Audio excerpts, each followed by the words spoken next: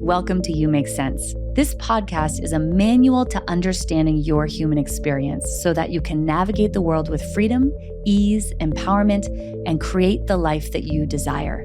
Remember, you make sense, all parts, always. So in this episode, we're going to talk about how to begin stepping into the bigger life that we are desiring. And of course, we're going to talk about why we're finding ourselves stuck, perhaps living a life that isn't right for us. And we're going to use science, just like we always do, to make sense of all this for us. So the first thing I want to name is that each of us are living the life that our nervous system currently has capacity for. And what I mean by that is this. The things that you are desiring, whatever they are, maybe it's a relationship that you really want, or you're wanting deeper intimacy in your marriage. Maybe you're wanting to really step into your calling in a new way, or create more art that you share with the world, or create community, like literally anything at all that you're desiring. That is what I would consider living the bigger life that we want, right? So all of those things they actually have an energetic charge to them. So that energetic charge, if it's not something that our nervous system is familiar with, then it will overwhelm our system, even though it's good. So this is really can be confusing at first, because we can say to ourselves, well, I don't understand why I can't step towards this thing. It's good. It's the thing I desire. But the truth is, on an autonomic level, the good doesn't feel good at first. And part of the reason is because I just named there's an energetic charge involved. And another reason is because our nervous systems like what they know. They're familiarized with whatever version of life that we are currently living. And so if our nervous system doesn't know yet what it's like to, have greater intimacy in a relationship, then at first when we experience that, it's going to feel unfamiliar, which can feel dangerous to our system because it's unknown. And then secondarily, as I named, it has an energetic charge to it. So I'm going to go back to that example I just gave literally 5 seconds ago about what it's like to want deeper intimacy in our relationship. Maybe that's the version or a part of the version of a bigger life you want. Well, wanting greater intimacy may be because you didn't get deep intimacy when you were young. And oftentimes, we've talked about this in other episodes about why we attract the partners we attract, but we repeat patterns, right? So if I didn't get a lot of deep intimacy in my early life, there's a good chance that in my adult relationships, I might find that it's lacking. It might seem sort of surface, or I don't feel fully seen. So as I begin to step towards greater intimacy, I'm going to notice that thing I desire so deeply is actually uncomfortable for me. When I was doing a lot more individual work and had just primarily a private practice, I'd work with couples. And it was so often that when I would work with a couple and we were working around connection and intimacy, that, let's say a couple that had been together for 25 years, I would invite in very, very tolerable, titrated steps towards it. Like this, a simple practice of, I want you to sit together with not having the TV on, and I want you to just hold each other's hand and just see if you can take one another in via your eyes. Or maybe put your hand on one another's hearts and just see if you can be present to that and make eye contact while you breathe together, just trying to take breaths together. So I can't tell you how many couples were like, are you kidding me? This is intimacy? I've looked at my partner for 25 years. I don't even know what you're talking about. How is this going to deepen intimacy? Because we're actually slowing enough to see one another. We're slowing enough to feel one another. We're slowing enough to connect to the parts of one another that we are no longer busying ourselves behind or masking behind. And usually these couples will come back and report to me and say, okay, we did that for 10 seconds and then I felt overwhelmed and had to go do something else. Because our systems might not yet be used to that kind of exposure. And so all this goes back to the life we are currently living is the life that you currently have capacity for. And that goes for every single human being on this planet. There isn't, somebody out there that is just living this like completely embodied life that they're would be living when they leave this earth. The goal is that we can continue to expand and build our capacity for more connection and more fullness. And that isn't to say I really want to be clear. This isn't to say that we don't want to be content in our lives, but we certainly want that. And through regulation, we really can experience contentment in the present moment, that if I have my needs met, that this moment is enough. And I want to continue expanding, right? So we all are living the life we currently have capacity for. And if we were to get the life that we want to be living 2 years from now, 5 years from now, it would overwhelm your nervous system's capacity to be with that. And this is why when we get something or we bring something into our life that we might not be ready for, we'll do something that you may have heard referred to as self-sabotage. Self-sabotage is not you trying to light your life on fire. Self-sabotage is your nervous system becoming overwhelmed with this sensation and this stimulation, this energy. And it's saying, this is too much for me and I have to get away from it because I can't tolerate it. And so we find ways to get away from the thing, like we avoid it, or we don't follow through on things, so we make sure we get fired, or we don't show up fully in the relationship. So this really amazing partner that we have done all this work to bring into our life goes away. Those are all ways that our system is trying to protect us. Another way that I just want to think about you to think about this is, and I've said this in another episode, but just imagine that you were in solitary confinement for a long period of time, maybe 10 years, 20 years, or whatever, living in a very small room, and you didn't have a lot of light. And then you were let out of the room, which is what healing brings. It unlocks the life we're desiring. Well, it wouldn't be very, reasonable to think that coming out of that room after 30 years of having no sunlight or very little and not much connection, that you would just feel really good about being in bright sunlight, and you'd feel really good about being in connection with people all the time and all the sounds and all the smells. A part of you would say, oh, this is the thing I've always wanted. And your nervous system would say, and it's overwhelming. And so what we wouldn't do is shame ourselves and say, why can't I just enjoy this? But instead say, it makes a lot of sense, right? Because my nervous system literally can't handle all of this at once. So what we might do is we might just first open the door, and just so I can step out or even see the light coming in. And then maybe after a week of that, then I can actually step out for a couple hours and say hello to some people and family members, and then I can come back in. And then I can go out a little longer. So this is the process of building our capacity to hold the life that we're going to have. I can tell you that if the life that I currently have happened 5 years ago, I would not be able to hold it. Even if it happened 3 years ago, 2 years ago, I wouldn't be able to hold it, which is why this podcast is happening in 2024 and didn't happen in 2020, because that wasn't the right time for it. I've been working on a book for, wish I could ask someone on my team, but there's nobody to ask at this moment. I think 3 years. Do you think, Teresa, 3 years? I was going to ask her. She's right in front of me, my creative director. 3 years I've been working on this book. I had a publisher come to me and ask me to write a book, a very big publisher. And I needed to titrate that. And, if I rushed into that, it would have been too much for my nervous system. And so the thing that we have to do here is trusting that we are building our capacity to where we are going. And I just wanted to share some of my own experiences with you to see, like, this is really normal. This is really, really normal. That opportunity that came to me that I wasn't seeking out yet myself, although that's something I really wanted to do, it is a very big opportunity with a publisher who could really make this happen in a big way. Was a lot for my nervous system. And so what I had to do was build my capacity to hold that kind of exposure. And if we work with our nervous system, the process goes faster. If you battle against your nervous system, the process goes slower. And I just want to name that, in our world, it's so easy to compare, right? You might literally be, if you're in a helping profession and maybe you're starting your business, you might be doing that right now with me. And I just want to name that we're all on our right path. And the process of this business has been going on for me for about almost a decade, so a long time. And And it had to happen in this slow way in order for me to be able to hold where I am, which is so true about the future and where I'm going. And if the life that I'm going to have 5 years from now came today, it would be too much for me. I wouldn't be able to hold it, and I would get high dysregulation and push it away.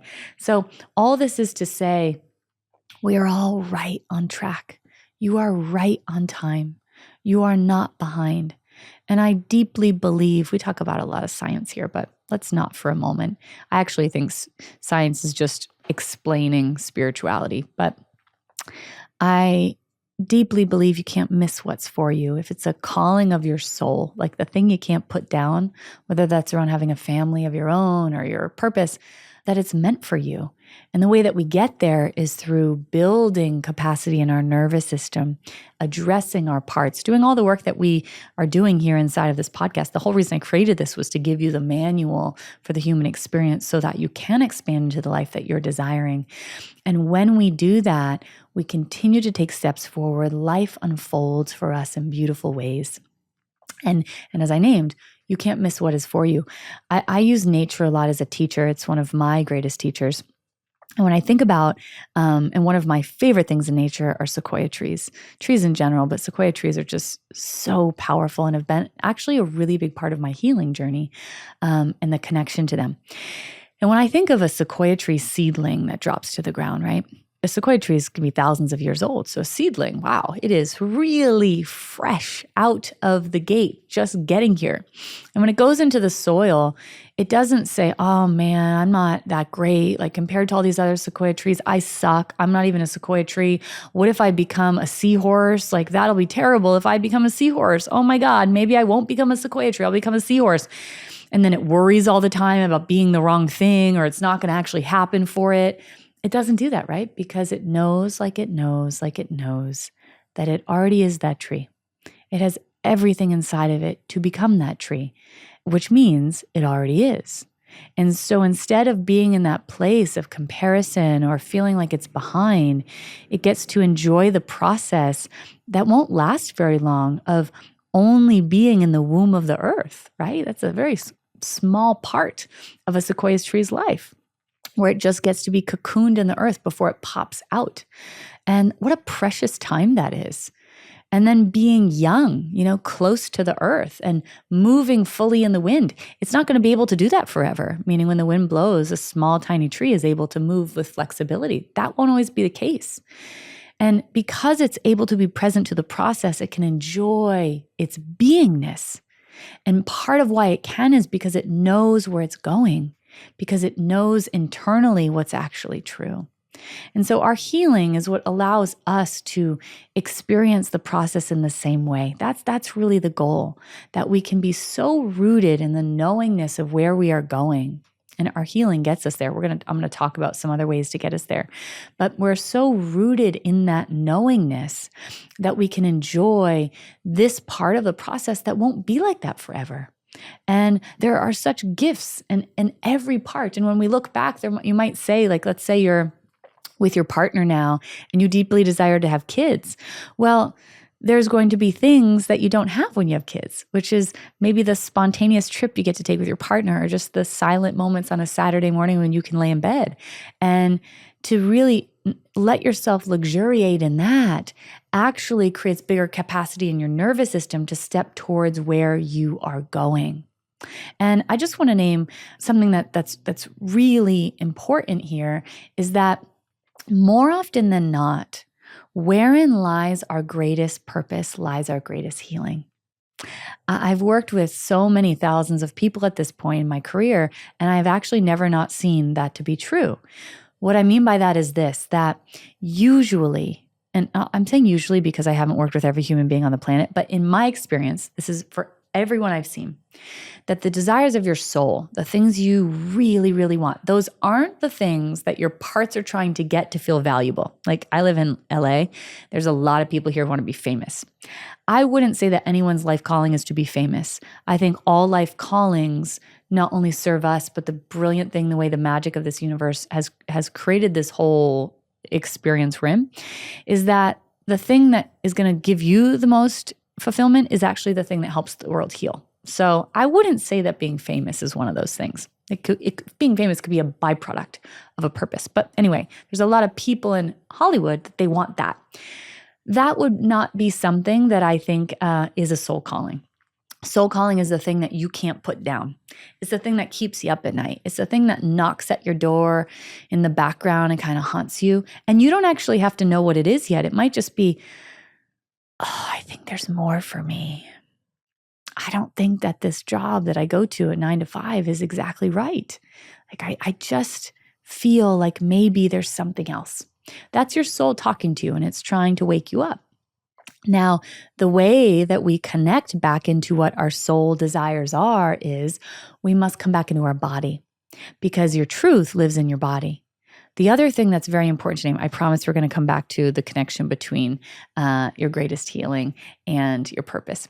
But the other thing that's really important to name is, in order to come into contact with your purpose, we have to regulate our nervous system. And the reason for that is because when you are in a state of survival, when your nervous system doesn't know you're safe because it still thinks that the traumas from the past are happening, essentially what's occurring is it is going to be chronically protecting you. So to put this simply, if you're in your sympathetic nervous system, to say where anxiety lives and so on and so forth, that's literally like your nervous system thinks there's a lion chasing you. If there was a lion chasing you, would you be thinking about what's going to fulfill you in life? Would you have space to really contemplate what lights you up and brings you joy?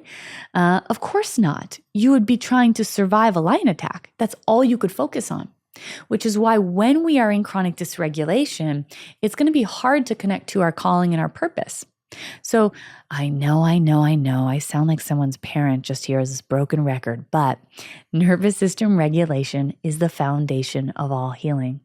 When you regulate your nervous system, you come into safety and your system sees the lion's not here anymore. The lion's gone. And because the lion's gone, I can actually start to meet my needs that are beyond survival. Otherwise, if your system doesn't know the lion is gone, it's going to be continually trying to just meet the need of survival. So when you come into safety, this is how we can then connect to what actually makes my soul sing, what lights me up. And once you get to that place, what we want to start doing is not cognitively thinking like, I don't know, my best friend really likes doing this and maybe I should do that. Or I read on Instagram that this is a really great career to have. Or my guidance counselor once 45 years ago told me I would be good at this. It's kind of random, but I had guidance counselors do that. But instead it's, can I actually connect to what, I actually call this the hot or cold game. What makes me light up? What makes me feel excited or energized, just the thought of it? Now, once we think of that, like it could be, I love music. I just want to start exploring music more. And that might be going to a dance class. It might be taking guitar lessons. I don't know. But we want to then embody it so that you can play the hot or cold game. And as you step towards it, you notice in your body, does this light me up more or less? And all we want to keep doing is trying things out and seeing, does this light me up or not? Does this light me up or not? I love nature. I love it so much. I love animals so freaking much. I talk about them all the time. So that's been a big part of my life. Now you might think, if I could have thought back in the day, how is this going to have anything to do with my purpose? Well, in the book I'm writing, there's so much correlation to, I use nature as a teacher. I use animals as a teacher. You hear me do that, right? It's a very big part of the work that I do. I was an actor for most of my life. That's what I originally went to college for. That's why I moved to Los Angeles 17 years ago. And you could think like, well, what the heck? How is that going to be a part of what you do? Well, it helped me to be able to speak to people. And also not only that, but to understand the human experience, because acting is really about understanding deeply what it is like to be in different people's experiences. So it's a huge part of what I do. And so many other things. So all of that is to say that these little bits that you pick up on the way are going to lead you into what your purpose is. And the more you get out of your head and you get into your body, the more we find our way. The answer is inside. Your body and your soul already know where you're going. We just kind of have to catch up to that. And it's getting into the ride of your body and regulating your nervous system that allows it. So once we have connection to our purpose, we can kind of get into this little troublesome place that I named a bit ago, where we find ourselves stuck, unable to step towards the things that we want. I used to call this the invisible wall, and it was so confusing to me because I couldn't understand why I wasn't actually able to step towards the things that I was wanting, because I was safe to step towards them. I desired them. They were not bad things, so why couldn't I? Back to what I was saying earlier, that I've seen this with thousands of people, and certainly with myself, that wherein lies our greatest purpose lies our greatest healing. And I think this is a way, I think the universe, God, whatever you call it, has like a sense of humor. A lot of times I think it has a sense of humor, but in this way in particular, yes, and is also a very good parent to us. It's almost like it's dangling a carrot, the carrot being your purpose. And what it says is, well, in order to get that carrot, you're going to have to heal. And here's why. Because more often than not, the thing you're wanting to step towards, I'm going to make something up here. Let's say you want to start a business and help people. So that's going to require of you using your voice. It's going to require you taking risks, right? Because you're not working for anyone else right now. Now you're taking risks. It's going to require making mistakes, taking up space, having your opinion be public, receiving help, and a lot of other stuff. So remember how the threat detector works, right? Neuroception. Every moment of your life, it looks to the database to see if you're safe or not. Well, more often than not, this person that I'm making up, which was me, by the way, might have had experiences where it wasn't safe to use your voice. It wasn't safe to make mistakes. It wasn't safe to take up space. It wasn't safe to ask for help. It wasn't safe to be seen. And so what occurs is, before, this is a very important thing to note, before you go to actually take the step towards the thing that you're desiring, like you're just on the comfort of your own couch, your nervous system is going to let you feel good about it, meaning feel in regulation about it. This is like the daydreaming process where you're thinking about it and you're like, oh, that's going to be so amazing and I can't wait for that to happen. Or maybe it's around a romantic partner and you think about what that partner is going to be like, but you're, in a robe with your retainer in the couch and you're definitely not seeing your life partner right now. So your nervous system is like, well, you're not stepping towards the scary stuff, so go ahead and feel it. This is why we also become perpetual students, because then I'm not actually stepping into the thing that I feel called to. So we feel really good about it. And then the moment you go to mobilize, meaning you step towards it, your nervous system is always watching and it says, oh my God, they're actually stepping towards it. They must be so confused. Do they not know that it's not safe to do all those things? And it stops you in your tracks in the form of dysregulation or stuckness. That might look like you just have so much anxiety, you can't even think and you can't even step towards the thing. Or you just shut down. You feel apathetic and you can't think and you're blank and you feel overwhelmed. You've got to go to sleep. Or you feel frozen, like this urgency. I have to do it, but I can't do it. But I have to do it, but I can't do it. But I have to do it. But what if I get it wrong? If I get it wrong, everything's going to fall apart. And I have one shot, one opportunity. I'm not Eminem, but you get what I mean. I have to, I can't, I have to, I can't, I have to, I can't. So a lot of us get stuck in that. And then what we do, like I did, is you try to battle against your parts. So you try to will your way towards the thing. And our nervous systems are 500 million years old at the oldest branch. You can't will your way beyond a 500 million year old system. What we must do is begin working with it. And one of the primary things that we can tend to do when it comes to stepping towards purpose is we think about the end result, like where we want to be, and then we look at where we are. And there's going to be a huge chasm in the middle. It's like the Grand Canyon. I am not there yet. And this is actually a mistake I see with manifestation work a lot, is like imagine the thing you're wanting to step towards and then take a step towards it. But if you are imagining that end result and you're taking a step from that place, your nervous system and your parts are going to say, that's way too big. That's way too much exposure.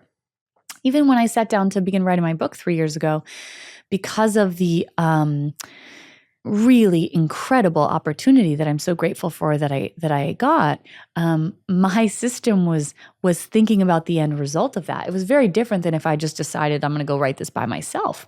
And so it felt like anytime I sat down to put words to a page that there was 1 million people behind me reading it. And I'm not saying that many people will read my book. I hope so, because my hope is that it really helps the world heal.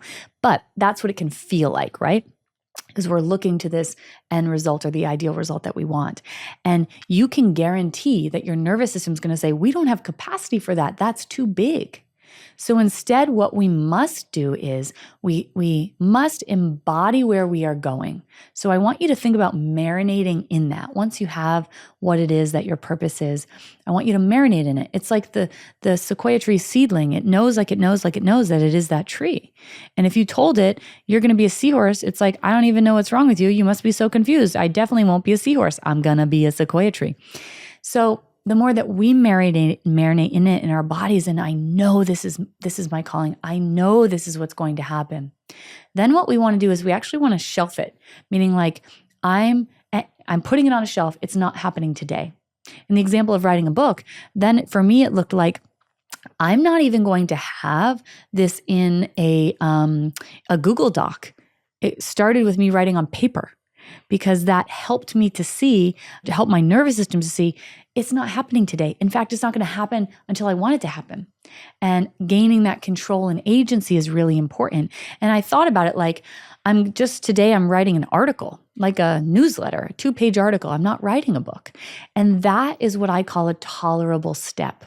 We must break the steps down in a way that is manageable for our nervous system. So a tolerable step has actually 2 factors to it. Number 1, we can complete the step. Number 2, it doesn't feel good. And so if you're waiting for it to feel good to step into your soul's desires and your calling, it won't, because your nervous system needs evidence that it's actually safe to step towards that thing. What we are doing with a tolerable step is we're making the step small enough that our nervous system is apprehensive, but it is willing. And the more that we do that, these are called disconfirming experiences, the more that we show our nervous system, the thing I want is actually safe, the thing I want is actually safe. And lo and behold, you land at the place that you wanted to be at. But we must do it in this way. Another reason for that is because of our beautiful, brilliant parts. We all have young versions of us, and we have other episodes on that. But to our parts, the things that we're desiring are going to feel really unsafe for them. And because those things were unsafe for them in the past, the flavorings of them, like being seen, known, heard, taking up space, using our voice. So if we don't listen to our parts and support them to feel safe, then our nervous system will support them in the form of that stuckness that I mentioned. So it's really important that in tandem to everything that I named, that we're also doing parts work. So connecting to which part of us feels most scared of this. And what does that part need to feel safe? That's really it. What are they most scared of? And what do they need to feel safe? One thing that I can tell you they need is you as a mutually empathic witness, so a tender, empathic listener and parent. And they need you as a fierce protector. They won't feel safe for you stepping into your calling unless they know that you're going to protect them, that no one's going to see that part of you or be exposed to that part of you unless you decide that that person is safe or that experience is safe. And the more that we do that reparenting process and work at the rate that the part feels safe with, the faster we go. I used to say a lot of times that my parts, at one point in my healing, I remember saying, I feel like I've built this beautiful prison. I looked around my home and I really loved my home. And I started to think about like my life, and it was really beautiful in a lot of ways, but it wasn't my right life. It was a life smaller than the life that I felt called to living. And those young parts were like, well, I don't know, this is pretty good. This is way better than where we came from as a kid. What we don't want is to let our young parts parent, right? They're not supposed to be the parent.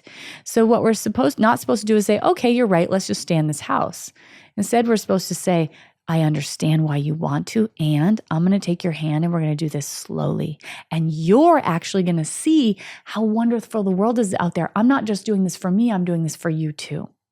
And so the more we take tolerable steps, the more we work with our parts, the more that we marinate in what our soul calling is, the more we begin to step into our soul calling by listening to that internal compass and playing that hot and cold game that I named. The more we do all of those things, the faster we go.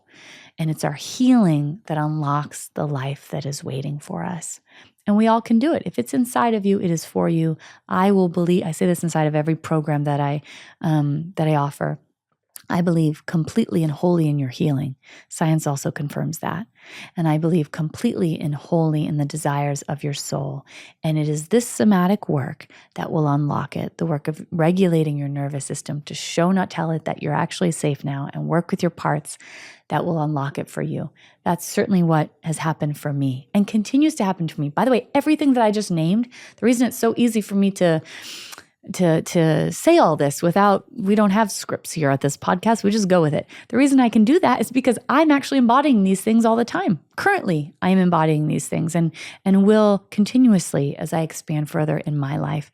And I will hold whatever is in your soul for you and the full belief in it and the potential of it until you believe it for yourself too. And this is the path towards it, one tolerable step at a time. Enjoying what you've heard so far and want to go deeper into somatic healing? I have a free workbook called How to Gain Control Over How You Feel, and it will help you to get in the driver's seat of your experience and step towards your desires with more ease. Check the show notes below for a link to download.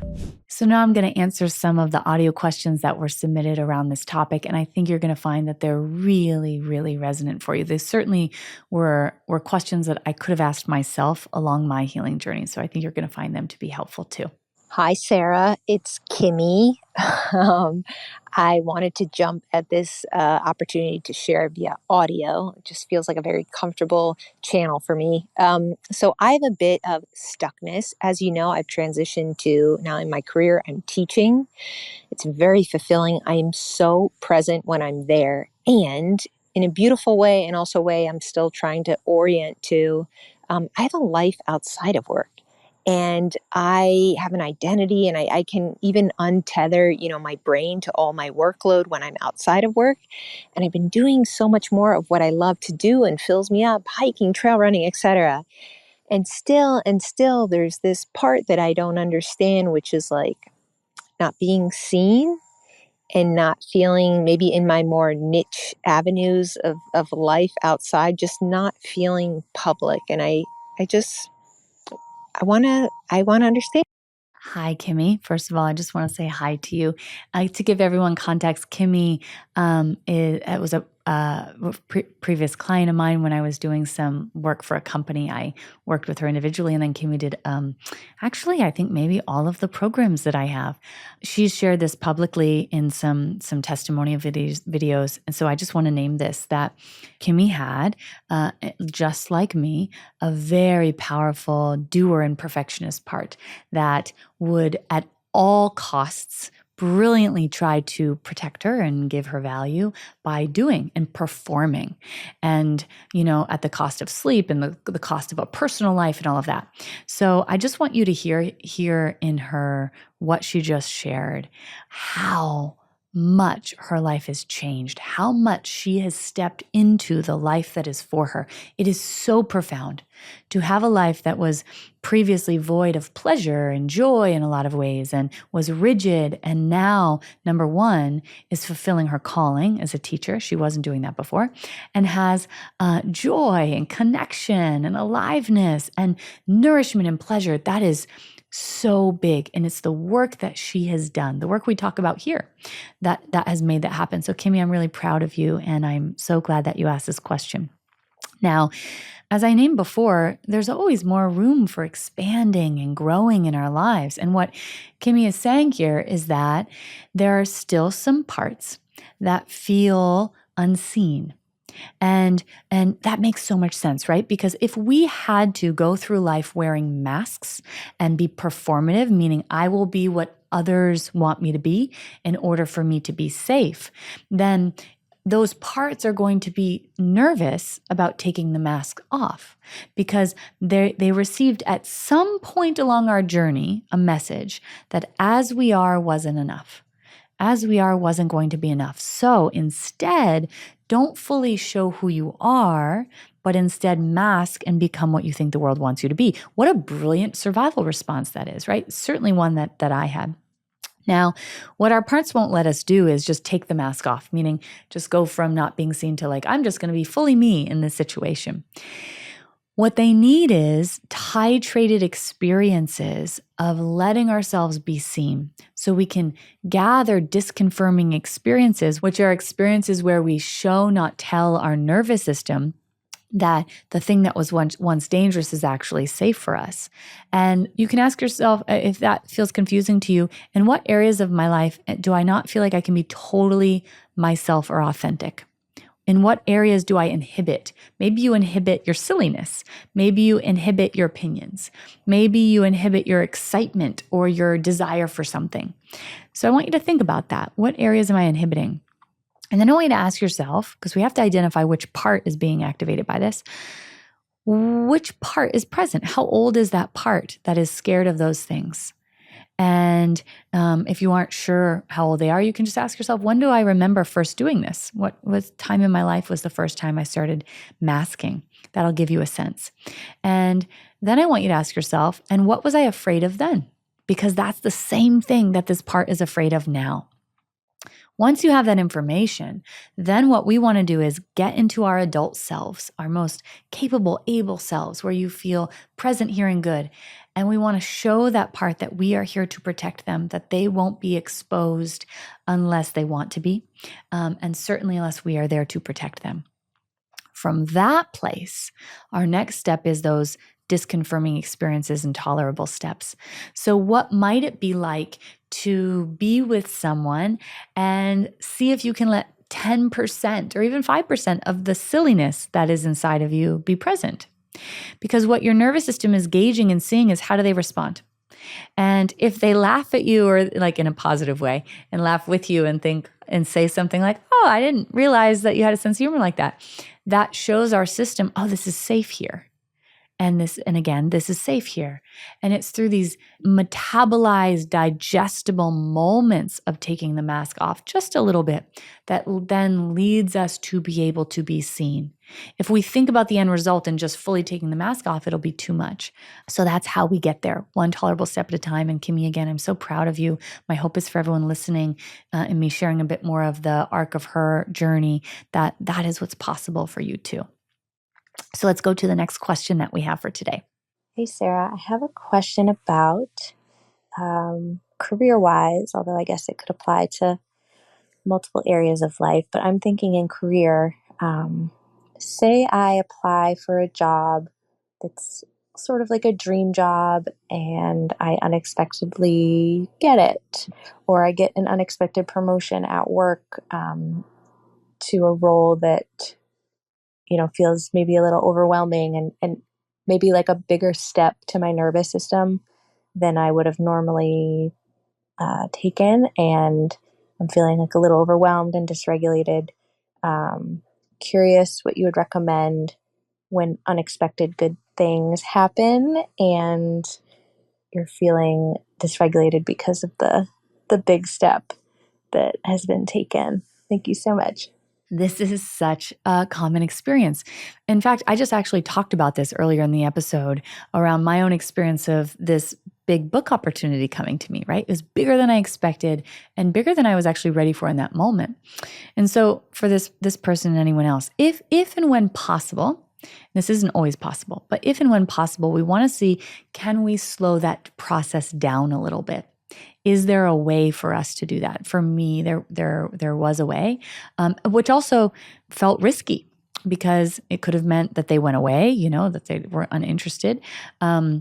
But I needed to for my nervous system. So even with a new job, we might ask, is there a way that I can transition into this role in a way that is more tolerable for me? So number one, if we can slow it down so that it's more easily metabolized into our system, that's really important. Next, not shaming ourselves for having this arise, because what we can tend to do is we don't realize that we're shaming our parts, our younger parts that feel scared. And so we say to ourselves, like, what the hell is wrong with me? This is so awesome. And so many people would want this, right? How shaming is that? And so I should just be grateful. Well, if your nervous system doesn't have capacity, it doesn't have capacity. Just to be clear on that, that's very black and white. There's nothing we can do about that. If we don't have capacity, we don't have capacity. We need to build our capacity. And so accepting that, yeah, this is the truth. This wonderful thing happened and I need to take it in slower. I can tell you in coming into healthy relationship, that was true for me. A wonderful person shows up and it doesn't mean that's just going to feel good at first. That was not my experience.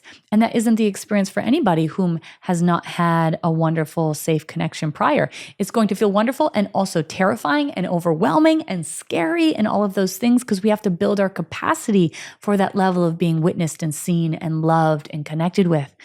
And it can be confusing, right? Because the world tells us we should just feel good or be happy. And it's just not the way that it works. We have to have the lived experience, and then we have to build our capacity within the lived experience. So those two things, can I slow it down? Can I really remediate the shame that I might be giving myself? And then can I give myself conditions of safety inside of the experience for myself and for my parts? One of those things is really leaning into co-regulation. So how can I support myself in this experience to have as much connection with other people who are loving, kind, and deeply believe in me as possible? The more you do that, the faster your capacity builds. If you tried to do it alone, it will be really challenging. Creating this podcast is not something I did alone. It probably wouldn't happen if I tried to do it alone. I needed partnership and support and help and belief in this that isn't just my belief in this. And that's what really made it happen. There's people that you don't see that are a part of this process. And so for all of us, we need that kind of connection. That builds our capacity faster. So if you want to go faster, coming into connection with others who are supportive and believing in you is really, really important. The last thing I wanted to say about it is that this also requires addressing our parts. So we must consistently do internal co-regulation and parts work to show those parts, hey, this is safe. This is safe. It's safe to make mistakes. It's safe to take up more space. It's safe to be here. And the more we do that, the safer they feel. So all of those things will support you to be able to hold the thing that has arrived in your life. Hello, Sarah and Sarah's team. Thank you so much for all the good work you do in this world. You have changed my world in more ways than I can articulate in this audio. A deep, heartfelt thank you and gratitude to you all. So my question is that I have been feeling this nagging and like deep calling to connect more with my creative parts. And I have other parts that feel deep shame toward being seen, feeling seen. And it's difficult to negotiate those parts on the daily. And I know that's something that you relate to maybe from your newsletters. And I'm wondering if you can share more on that, because I see you seem to be at ease being seen to a certain extent. And I'm curious on how do we get there? Thank you so much for your kind words. They really, really touched me. And I feel so honored and lucky to have you inside of this community that we've built. I feel so lucky to have every single person, all of you, yes, you listening, a part of this community. It's truly one of the greatest gifts of my life to be able to bring this work to you. So thank you for being here, everyone that's listening. And for this person, yeah, this is such a normal part of the process. So I want to congratulate you on doing enough work that you have come out of chronic dysregulation. You cannot connect to the desires of your soul when you're in chronic dysregulation because, again, as I named in this episode, that's like you're running from a lion, right? When you're running from a lion, you can't be thinking about like, wow, I think that I would also love to be a potter and that's what's going to make my life fulfilled. No, you're like, oh my God, did I tear my hamstring? I just need to keep running. This lion's getting really close. I hope I don't die. That's it. So this is an indicator of the amount of work you've done that you are feeling that and stepping into it. And then what's occurring is you have protective parts that are coming up and they're saying that thing's not safe. Because remember, as I said earlier, wherein lies your greatest purpose lies your greatest healing. So the things that your soul's saying, yes, yes, yes, I desire, your parts are saying, no, no, no, no, no, that wasn't safe in the past. And then they battle each other, right? I wouldn't say that your soul is battling. It's usually us battle. Our souls are just okay. They're just like all is well. But we battle with our nervous system and with these parts. And so what's really important is we must take the hand of that part of us that feels scared. If you try to ignore them or push them away, or even this is something I would do, I would make it seem like I wanted to parent those parts of myself, like, oh, I'm here for you, this little part, I want you to feel safe, but I had an agenda. It's like being a parent and you have a kid that's upset and you want them to be quiet. But you come to them and you make it seem like you want to comfort them, but really you want them to be quiet. They're going to sense that and it's not going to make them feel good, which won't make them be quiet. It's going to make them be in more distress. So what we need to do is listen to those parts. What are they afraid of? And what they need that I talked about in this recording today is they need not only the soft parent that we are, but they need to feel a ferocious protection from us. If our parts do not feel safe, there is no way they're going to let us step towards these things in life that are going to mean greater exposure. So it's our job to really help them feel safe so that through our protection, and that's what allows them to then feel safe for us to take risks and make mistakes and get messy. It's like I was talking about earlier with the matriarchal elephant with the baby elephants. The reason the baby can be so playful and like, it's like, oh my God, I have this trunk. This is so cool that in this lifetime I get a trunk. Last time I had legs. What? This is so funny. We're going to keep that in. The elephant still has legs, everybody. I know elephants have 4 legs. Please don't edit that out, Bradley. But I had wings last time and now I have a trunk. Anyway, the point is the baby elephant is playing around, right? They're having a really fun time. Why can they play? Because the parent is protecting them. So when we have that protection and internal safety, it's what allows us to go into our creativity more. Because creativity at its highest is letting go of the steering wheel and letting this magical thing that I don't even know what the thing is come through us. It's kind of like channeling it through. If you ask like a great musician, where did that song come from? They'll say, I don't know, it just came.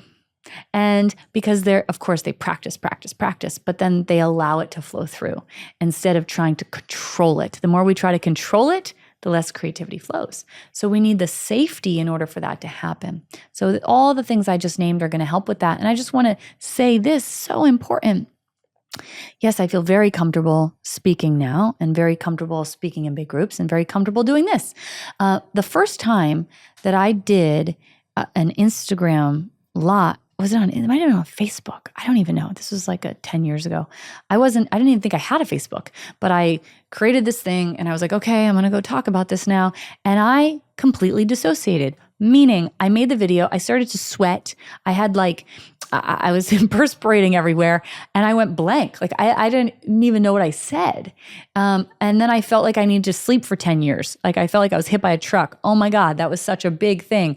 And it was clunky and I should go find it. And maybe we should add it in this podcast episode so you can see where I was in my nervous system. And it's just the consistent things of tolerable steps, smaller steps than we think we should be taking, but we can complete. Regulating my nervous system consistently. Greeting my younger parts and showing them that it was safe. Those are the things that led me here. And those are the things that will continue to lead me to where I'm going. And, if today I was is it the Staples Center anymore? What is it called, this downtown place? I don't know. There's a big convention center downtown. Anyway, I'm asking my team and they don't know either. If you asked me to walk into that today with, 40,000 people there, that would be too much for me and it would overwhelm my nervous system. My hope is that we're bringing this work to in-person events of that size eventually to help greater groups of people heal. But I'm not there yet. And so it's trusting the process, just like the seedling. You are planted exactly where you are meant to be planted. You already are the sequoia tree.